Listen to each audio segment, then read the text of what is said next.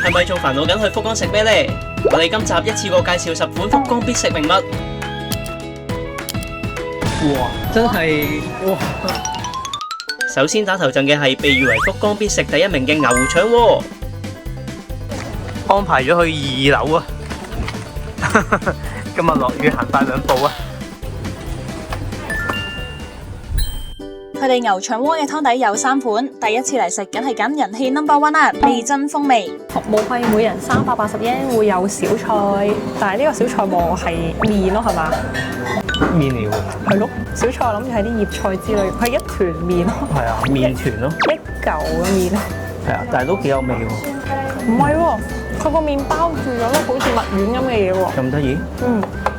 由於牛腸鍋嘅製作咧要等15至20分鐘，所以咧除咗頭先有開胃菜之外，自己都可以嗌啲小菜食住先嘅。咁我哋就嗌咗個薯仔沙律，都幾綿密嘅。不過個沙律醬咧就搶咗味道。係，如果好似太多沙律醬。前菜方面，你仲可以嗌到福岡嘅特產啊，芝麻青魚。我嚟福岡最期待嘅牛腸鍋啊！我唔客氣啦。哇，係都幾肥喎！每一嚿牛腸都有啲脂肪。死啊死啊，肥死啊！好味喎，好煙韌。佢唔係內臟味喎，係和牛嘅油脂味喎。試下，真係好食，唔係呃你。阿 K 先生唔食內臟，所以佢咧有啲心理關係。特別係豬腸啊之類嗰啲都唔係好食。佢真係冇乜內臟味㗎，呢個係燒牛肉嗰種油香嚟㗎。個腸咧就比較彈牙，要用啲牙力去咬嘅。但係個湯底幾好食。好食啊！嗌咗呢一個係味噌風味，即係麵豉湯味咯。2人份量嘅牛腸鍋咧，我數過啦，牛腸數量大概係14粒，即係人頭7粒牛腸左右，唔會太膩咧。啱啱過咗口癮，亦都試完個名物，唔使太肥膩。呢一個牛腸嘅來頭都唔少嘅喎，係黑毛和牛嘅牛大腸。個湯底都幾特別嘅，咁佢係味噌湯底啦，但係你唔會見到佢係非常濃郁嘅，佢係帶咗少少菜嘅清甜喺裏邊嘅。個湯底係確實幾好飲嘅，聽講咧有人會飲晒佢嘅。咁又太油膩啦啩？佢呢個麵豉湯底咧係帶有甜味嘅，唔係平時飲嗰啲麵豉湯咧，通常都係鹹味為主。呢個係甜味為主嘅湯底嚟㗎。入面嘅菜嘅種類都非常之多，除咗咧驟眼望到嘅韭菜同埋椰菜啦，翻下面咧會見到有金菇啦，亦都有豆腐嘅喎，仲有蒟蒻添。而個蒟蒻好得意㗎，蝴蝶結形㗎，俾大家睇下，幾可愛 Hello Kitty 咁樣啊！仲有牛蒡添，幾健康啊咁樣。好多蔬菜，菇都係蔬菜類嚟㗎嘛。大家如果食唔飽再加麵啦，我覺得我哋夠飽啦呢個。係牛腸肥膩少少。我哋今日就去咗前田屋嘅總本店啦，總係覺得本店嘅嘢食味道係最正宗嘅。咁當然仲有其他分店嘅。今日我哋星期一下晝5點鐘嘅時間冇 book 位嘅，今日就入唔到嚟啦。大家記得去塔比洛谷訂位啊，或者用其他方法啦。點少得體驗福岡夜生活嘅中洲屋台，我哋會喺度試2款名物。我哋終於嚟到中洲屋台啦！今日係星期5晚嘅時間啦，都幾旺喎呢一頭。咁呢邊咧就係有20間餐廳啦，而家係11點鐘嘅時間，應該開到1、2點鐘嘅呢邊屋台。我哋望下有啲咩食先，冇見排長龍喎，諗食嘢都唔係好困難嘅。決定去呢間度食啦，坐埋啲。我其實每間屋台嘅食物種類唔算好多，一張餐牌就睇晒㗎啦。而 K 先生係衝住呢一個炒拉麵而嚟嘅，師傅果然效率高啊！食物好快就送到，最緊要係每人最少要點1杯飲品啊，有冇酒精都得嘅。1口餃子，你會等住麻子㗎嘛？手爆汁啊！即係比平時啲餃子細一少少。我就食雞串，都幾特別。似開胃喎，真係幾好食。可能有呢個屋台加成，個氣氛。冇錯。其實呢個位係超窄咯，我諗係一個手板咁闊嘅台啦。係啊，每張台咧大概淨係可以坐到7至10個人嘅一個地方，所以咧基本上你盡快食完盡快走。同埋你所有點餐咧都係一開始嗌嘅，佢好多時話唔接受你第2次點餐嘅。呢個雞皮咧，我略嫌佢唔夠脆，煙煙韌韌咯，都幾好食嘅嗰條味。大家原諒我哋點解咁大頭，因為真係冇位拍。我覺得值得一試。對餡咧其實就比較少啲。居酒屋質素嘅食物，跟住係屋台嘅感覺，我覺得嚟到福岡係要試一試咯。居然頭試過炒拉麵啦，同大家想象中嘅拉麵唔同喎。即係佢係似係比較乾身嘅普通通嘅拉麵咯，但係就望落係比較油淋淋啲嘅。我以為係黑色嘅炒麵，平時大家食同星點心麵嗰個炒麵味嘅炒麵嗰個形象。你預期去炒嘛，又會有鑊氣嘅，但係唔係咯。佢似撈麵係嘛？好食先嗰條味。普通啊，所以嚟食氣氛。或者大家有冇食過邊間屋台真係好好食嘅？講聲俾我哋聽。好啦，咁食完福岡呢個夜生活啦，都幾有趣啊！喺條河邊咧，有啲鋪頭仔啊、屋台仔咁樣喺度可以食嘢啦。而呢度都係日本而家保留得最好嘅屋台嚟㗎。其實呢度就規模就唔算好大，咁我覺得食氣氛多於食物嘅質素。可能有其他屋台好好食啦，大家介紹俾我哋啦。我哋啱啱就係食呢間，店員嘅態度都好好嘅，食物就 OK 咯。我覺得個餃子特別好食，因為脆皮。大家記得去幫襯咧屋台嘅禮儀咧，就係每人最少嗌一杯飲品，至少一個主菜咁樣咯。嚟到博多，梗係要食豚骨拉麵啦。而博多一幸舍係最具代表性嘅名店之一，佢哋招牌特色嘅濃郁元祖泡系湯底真係好正噶。6:3嘅時間啦，入邊已經滿咗啦，出邊已經有人排緊隊啦。點解我哋要食呢間呢？因為呢間嘅風味係最地道噶。而泡系拉麵咧，發源地亦都係福岡嘅，所以一定要試。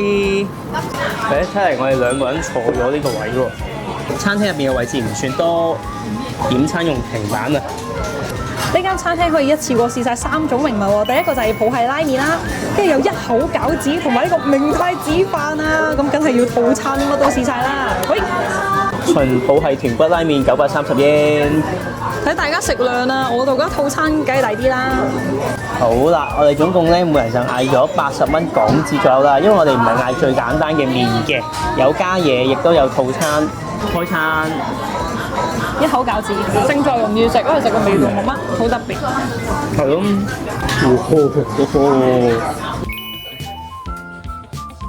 我呢個加個料嘅麵好足料啊！係啊，呢一陣咧就係我哋喺出邊聞到個味，一行過咧陣豚骨嘅味喺出邊已經好勁啦。但係咧你唔食嘅時候就會有少少臭，啲人話即係會覺得係豬臭味嘅。近聞係 OK，佢個湯係極濃厚嘅，所以如果你第一次試嘅話咧，要有少少心理準備。但個泡其實好快就化咗咯，大概5分鐘左右。哇！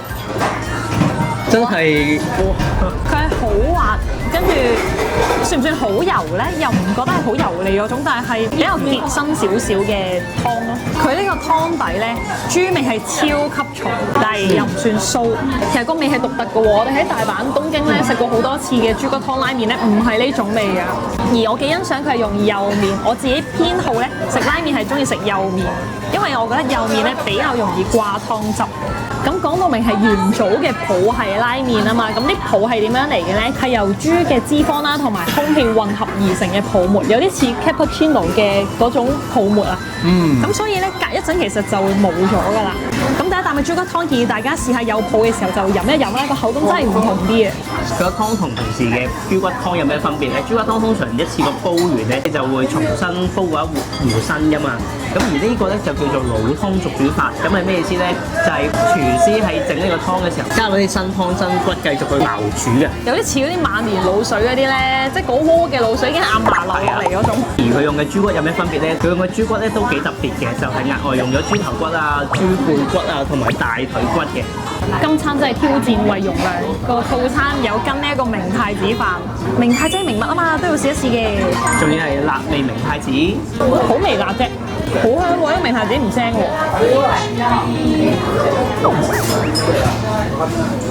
佢哋好驚呢種嘅魚春嘅味道。明太子咧，佢有時食啲料理會俾成條你噶嘛，你覺得太重口味咧，你嗌呢一啲 OK 嘅，佢俾一篤仔嚟，然後撈落個飯度咧，係已經係好香好好食。因為本身明太子好鹹噶嘛，所以你係一定要撈埋佢嘅。埋單成為3310 yen。好啦，食完出嚟，你覺得點樣呢？我覺得都幾好食啊，起碼個味道係特別嘅，唔係大阪、東京食到嘅味道咯。我覺得佢個豬骨湯咧濃到有少少澀味咯。會唔會就係萬年湯嘅感覺咧？因為我哋平時食嗰啲豬骨湯咧係會有啲甜嘅感覺噶嘛。呢一個真係食到最尾咧，係嗰個後續係有少少個澀澀地嘅感覺。如果你未試過都值得試嘅。跟住落嚟，我哋行到去博多車站附近，去一間可以靚靚打卡、坐低慢慢飲翻杯咖啡、食明太子發包嘅鋪頭。俾我掛住買麵包，留低隻狗喺度。留低一隻咁可愛嘅狗仔喺度。唔係漏啊，特登綁啊。吓？你咪冇得食啊？呢間明太子係咪太好食啊？所以主人入去買啊。呢間 Daycom Maker 咧係近年嘅排隊店嚟嘅，不過而家下晝4點幾就冇人排隊，所以我哋而家入去買麵包啦。順帶一提，佢係 I'm Donuts 嘅姊妹店嚟喎。呢度嘅麵包款式真係多到花多眼亂啊！要揀1、2件試下都唔簡單啊！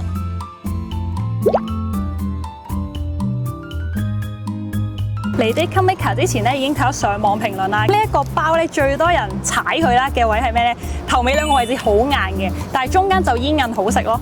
因為咧呢個都係福岡嚟到一定要食嘅名物嚟㗎，明太子。嗯。入邊仲有餡㗎喎，原來。牙較少啲力都唔掂啊！佢個質感咧同頭先嗰個法包都有啲似嘅，都係硬角角。我第一次聽硬角角咯。硬角角，硬角角。咁糖咧有少少似你好中意食嗰隻可麗露。係啊，佢因為佢入邊呢啲口感都係有啲似㗎。佢出邊嘅糖咧係好焦脆嘅，所以你食落個糖咧會焗嗰聲。我覺得係幾好食嘅，個甜度都好夠。不過嚟到咧，我相信你唔會揀我呢兩款嘅啦，因為入邊咧頭先有好多夾餡嘅麵包咧係好好食，睇個樣咧都非常吸引。但係我哋又想試下呢啲先買啫。頭先講咗而家4點幾就冇人排隊啦，我相信個原因咧就係一朝早嘅時候啲包都係熱嘅。咁我啱啱嗰個明太子法包好明顯熱食先至會容易啲咬，而家食太硬。唔甘心，決定要試下現場食嘅。星期日朝早10點半嘅盛況。早餐時間果然熱鬧好多啊！炭烤香腸堡絕對係呢間店嘅名物啊！各式各樣爆餡嘅漢堡真係好想每樣都試下啊！新鮮出爐嘅明太子法包，我決定今日俾多次機會佢。呢邊仲有泡芙添，要唔要試下？個樣好靚喎！決定夾埋開心果泡芙。因為今日多人啊，所以我哋買完之後咧，要喺呢邊排住隊，等入去有人離開先有得坐低食。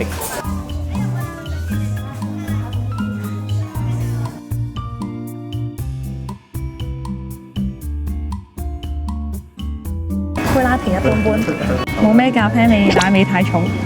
最緊要係食包。哇！呢個啱啱焗熱咗嘅明太子包啊！呢個真係好硬啊，請食。呢個上面咧有少少酸菜，都幾好食。你睇望下明太子包個餡啦。哇！見到？好邪惡㗎。個包咧係全部係偏硬少少嘅。頭先咧仲見到佢哋有好多芝士包啊，嗰啲芝士咧喺個包上面一大劈嘅，仲要係有鎖灼過添，好吸引。好似瀑布咁。呢個明太子法包咧，佢真係做到外脆內煙韌咯，係好好口感，好好咬感嘅。嗯。但係我諗食大半個會牙較有少少軟，牙力爭少少嘅，諗下要唔要食第2款啊？係啊，果然新鮮出爐熱嘅時候食咧係好食好多㗎。飲飲茶呢杯檸檬茶有特別嘅味道，原來佢落咗迷迭香啊，所以你飲落去咧會有咁清新嘅感覺，同比檸檬茶有少少分別。而呢一條德國腸啦，我諗應該係都有好重嘅香草味咯，我都食到有啲迷迭香味嘅，幾好食啊！但係佢下低嗰2個並唔係酸菜嚟嘅，我諗 K 先生咧一眼望落去即刻諗起德國豬手嗰啲配菜，食落唔係酸嘅，講明先啊！呢個泡芙咧真係不得了，啱啱諗住想講佢大爆餡啊！咁佢啲餡唔喺入邊嘅，喺大半個餡味啊！佢係有少少似食鬼嗰隻嘢咧，擘大個口嘅含住成大扎餡咁樣咯。唔同我哋平時食嗰啲泡芙咧，一個泡芙入邊泵啲餡落去，唔係嗰種，佢夾住一大嚿。係咪開心果 cream 啊？個包本身綠色咧係有開心果味道嘅包嚟嘅，啲 cream 都係開心果 cream 都係啦，我覺得幾好食嘅。跟住然後出面咧仲有少少啲開心果嗰啲碎碎喺度嘅。大家望到啦，呢一面全部都係開心果碎，呢一個範圍全部都係 cream 嚟嘅，即係個碎係硬喺個 cream 嘅面度咯。見唔見到個比例幾恐怖？佢一個係3重開心果味咯。我係喺 Fans 見到啲人講話呢一個開心果泡芙好食，所以我哋今次先至跟咯。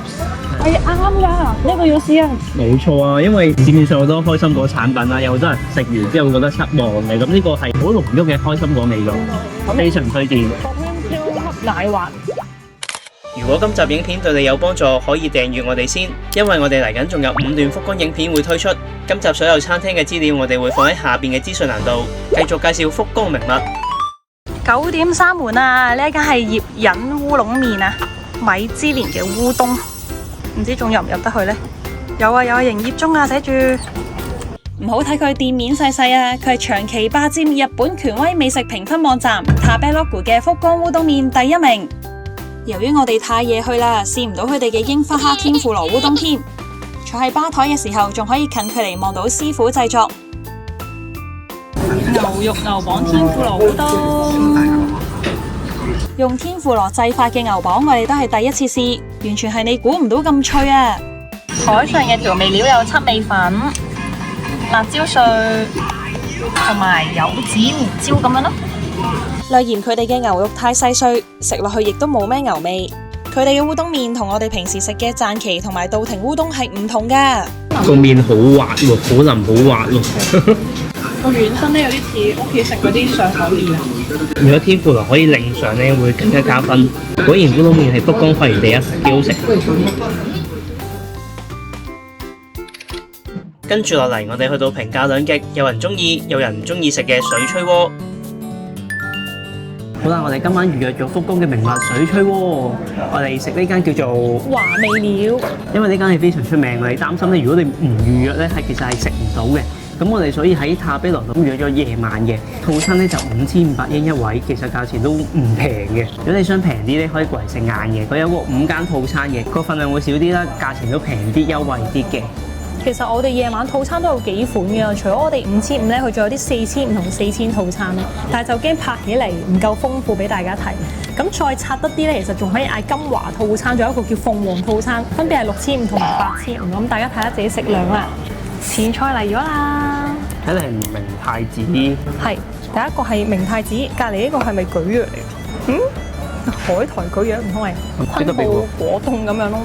哇！明太子好驚啊，其實我好怕咧，明太子係成塊咁樣上，又冇飯撈又剩，都幾鹹辣辣，唔係好慣就咁食啊！真係。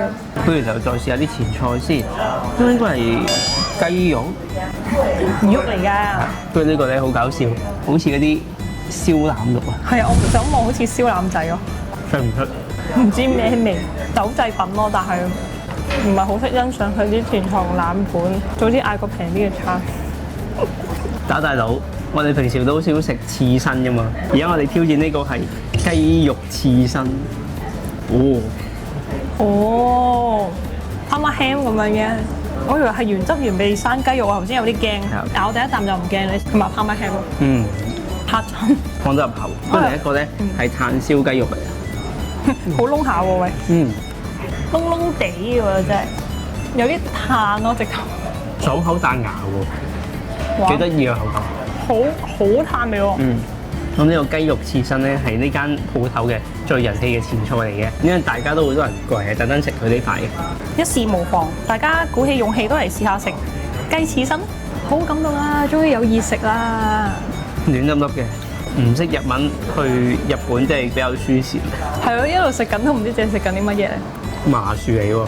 係啊，呢一嚿麻薯，我以為係豆腐嚟嘅頭先。係咯。水炊雞鍋度望到咧就係4塊雞肉啦，就冇乜其他嘅配料噶啦。但係據聞呢一個湯係勁嘅，佢係咧老火湯嚟嘅，煲下就會有好多嘅骨膠原成分喺裏邊啦。唔知飲完會唔會靚咗咧？我小心啊，放咗啲紅嘢嘅仔。係，ありがとうございます。都幾好飲喎，冇過嗰調味嘅，少少鹹味啫。係 feel 到煲咗好耐，有種膠質㗎啦已經。個味道係偏清嘅，大家唔好預計會飲到好濃郁嘅雞湯味，唔係嗰種。佢有膠質之餘，佢唔會好油膩咯。我幾中意飲喎呢個。係，飲到幾舒服。佢有少少嘅淡嘅醬油嘅，應該係柚子醋嚟嘅我估，因為上網做過功課。哇！個味好濃喎，意外地濃喎。嗱，佢就唔係真係食滑嘅口感喎，係食雞肉味咯。好香啊佢，我覺得佢唔配搭醋都已經好好食。佢雖然唔係滑雞，但係亦都唔會去到走地雞咁鹹嘅，佢比較接近係彈牙口咁嘅雞肉咯。配埋個醬咧非常之開胃嘅，酸酸甜甜咁啊！將所有嘅料加晒去煮，然後咧有個漏斗俾你嘅，5分鐘就食得㗎啦。咁我哋飲住雞湯同埋食住雞件先啦。夠鐘啦！打撈泡泡專員 K 先生，師傅喺度。哦。雞件啊，雞肉丸，重中之重，試下佢個雞肉丸同埋啲雞內臟先。佢佢雞肉丸咧係用呢個雞滑嘅形式咧自己打落去，口感咧係偏向軟身咯，唔係彈牙嗰種丸嚟喎。但係食落去係幾嫩滑嘅感覺。咁 K 先生唔食內臟啦，雞內臟都係交俾我嘅。我繼續食頭先覺得非常好食嘅雞件。雞肝咧佢煮5分鐘係啱啱好，唔柴咯。有時雞肝煮得太耐會好柴好乾㗎嘛。而雞心係我最愛嘅雞內臟啊！除咗雞腸之外，就係雞心係我最愛啦，彈牙好食。雞心好食過雞肝添。為咗個蔬菜拼盤啦，見到有啲菜啊、金菇豆腐咁樣啦，仲有麵。咁最後有葉菜同埋甜品嘅，咁呢個套餐就係咁樣啦。哇！個煲幾張，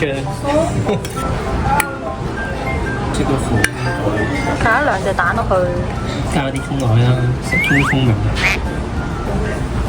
入到底啦。最後做咗一個炊飯，同埋仲有一碟明太子葉菜。其實食落咧就好似一個骨膠原湯飯咯，唔係稀飯啊，直情係黏黏嘅。就咁食個湯飯咧就有啲淡嘅，佢哋自家製嘅明太子，我覺得係冬菜啦，加落去係超級好食哦，正！飲埋個熱茶，食埋個甜品，我哋今晚個 set 就完結啦。呢間咧，我覺得大家可以值得嚟試嘅，可以試到個雞肉刺身係非常特別嘅，然後骨膠原滿滿啦，我相信女士係非常中意嘅。個煲啱啱開始食你唔係好覺㗎，食下你發現咧，咁個嘴黐入粒嘅。咁我知道係啲膠質真係非常之多，咁大家唔好預係成個套餐會好野味、好濃味咁樣啦，佢真係行清淡為主嘅。如果你哋係會同長輩過嚟，我覺得咧華味料都係值得大家過嚟食㗎。個雞係冇腥味嘅，鮮味非常之重。最重要一個係咪已經講晒啦？重點係個布甸好食係咪？唔係，最重要咧係成個餐點咧唔係我哋自己整嘅，係一個店員嘅妹妹親自整嘅。有2個妹妹輪替，2個都幾可愛嘅妹妹。係啦，佢落咗魔法去特別好食嘅。冇嘢，但我覺得你應該覺得布甸係重點咯，你試下。好食啊布甸。係啊，個布甸好好食喎。日本布甸係冇得輸。如果大家每一日都食得好濃味嘅話，突然間想清清地又食呢一間華味料咧。喺最後一晚嘅居酒屋，終於食緊一個博多雞皮啊！因為福岡食雞皮好出名噶嘛，咁呢一間居酒屋咧其實都幾好食，再推薦俾大家啦。餐廳名就喺度啦，然後佢個落單系統咧有個掣啊，直情係有10串俾你揀。你諗下就係啲人會係咁嗌，係咁嗌，係咁。嗰張圖咧都係嗌大家嗌好多㗎，一人食好多串㗎呢度。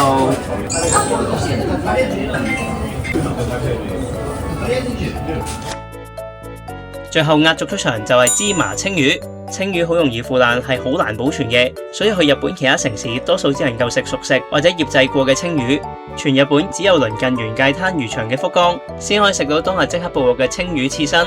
到底有幾新鮮？由漁船一到岸送去福岡市鮮魚市場，居然只係需要10分鐘。中意食刺身嘅朋友去到福岡唔食芝麻青魚，真係點對得住自己啊？